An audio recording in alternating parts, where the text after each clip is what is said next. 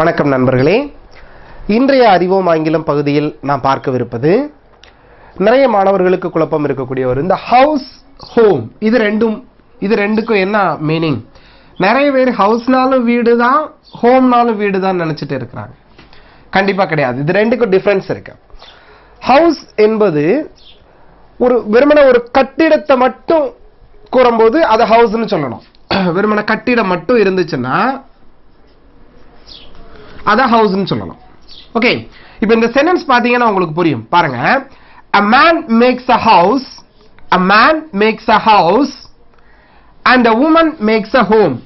வெறுமன ஜல்லி, மணல், செங்கல், கான்கிரீட் இதெல்லாம் போட்டு அந்த கட்டடம் வீடு மட்டும் இருந்ததுன்னா அது ஹவுஸ்.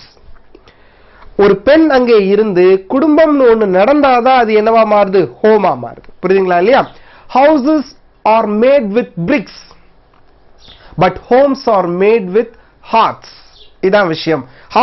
இன்னும் ஷார்ட்டா புரியணும். ஹவுஸ்க்கும் ஹோமுக்குள்ள டிஃபரன்ஸ் ரொம்ப ஷார்ட்டா புரியணும் அப்படின்னா, ஹவுஸை வாங்கலாம், விற்கலாம், மாடிஃபை பண்ணலாம், இடிச்சு கட்டலாம், வாடகைக்கு விடலாம், லீஸ்க்கு விடலாம், விற்கலாம். இது என்ன வேணாலும் செய்யலாம். ஆனா ஹோமை வாங்க முடியாது, விற்க முடியாது. இதுதான் ஹவுஸ்க்கும் ஹோம்க்கும் உள்ள டிஃபரன்ஸ். நிறைய பேர் இதை ரெண்டும் ஒண்ணுன்னே நினைச்சிட்டு இருக்கிறாங்க. சில பேருக்கு ஹோம் சிக்னு தான் சொல்லுவாங்க. அந்த உணர்வோடு சேர்த்து சொல்லும் பொழுது ஹோம்னு சொல்லுங்க. அந்த வீட்டு உணர்வோடு சேர்த்து சொல்லும் போது ஹோம் சிக், வீட்டு ஞாபகம், வீட்டில் உள்ள சொந்தக்காரங்க, அந்த உணர்வு சம்பந்தப்பட்டது சொல்லும் போது ஹோம் சிக் அப்படின்னு சொல்றோம். ஹவுஸ் சிக் யாருக்கு? ஹவுசிங் போர்டு தான் இருக்கு.